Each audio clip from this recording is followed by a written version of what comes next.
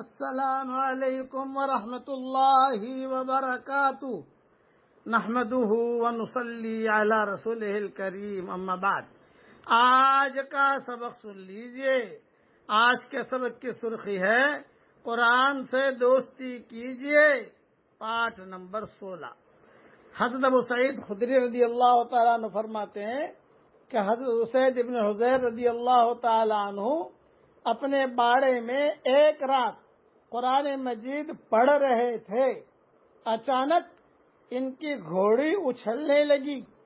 انہوں نے اور پڑھا، وہ گھوڑی اور اچھلنے لگی۔ وہ پڑھتے رہے، گھوڑی اور اچھلی۔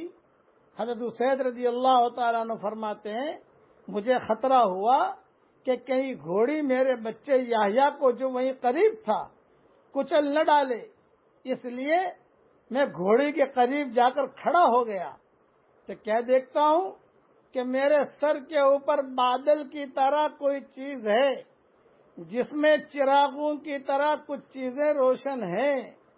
پھر وہ بادل کی طرح کی چیز فضا میں اٹھتی چلی گئی، یہاں تک کہ میری نظروں سے اوجھل ہو گئی۔ میں صبح کو رسول اللہ صلی اللہ علیہ وسلم کی خدمت میں حاضر ہوا اور عرض کیا، اللہ کے رسول، میں گزشتہ رات اپنے باڑے میں قرآن شریف پڑھ رہا تھا، اچانک میری گھوڑی اچھلنے لگی۔ رسول اللہ صلی اللہ علیہ وسلم نے ارشاد فرمایا، ابن حضیر پڑھتے رہتے؟ انہوں نے عرض کیا، میں پڑھتا رہا، وہ گھوڑی پھر اچھلی۔ رسول اللہ صلی اللہ علیہ وسلم نے ارشاد فرمایا، ابن حضیر پڑھتے رہتے؟ انہوں نے عرض کیا، میں پڑھتا رہا، پھر بھی وہ اچھلتی رہی۔ رسول اللہ صلی اللہ علیہ وسلم نے ارشاد فرمایا، ابن حضیر پڑھتے رہتے؟ انہوں نے عرض کیا، پھر میں اٹھ کر چل دیا، کیونکہ میرا لڑکا یحییٰ گھوڑی کے قریب ہی تھا۔ مجھے خطرہ ہوا کہ گھوڑی کہیں یحییٰ کو کچل نہ ڈالے، تو کیا دیکھتا ہوں کہ بادل کی طرح کوئی چیز ہے جس میں چراغوں کی طرح کچھ چیزیں روشن ہیں۔ پھر وہ چیز فضا میں اٹھتی چلی گئی، یہاں تک کہ میری نظروں سے اوجھل ہو گئی۔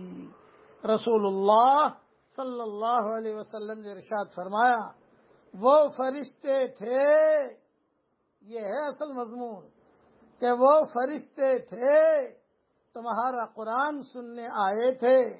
اگر تم صبح تک پڑھتے رہتے تو اور لوگ بھی ان کو دیکھ لیتے اور وہ فرشتے ان سے چھپے نہ رہتے، مدینہ والے میں ان فرشتوں کو دیکھ لیتے۔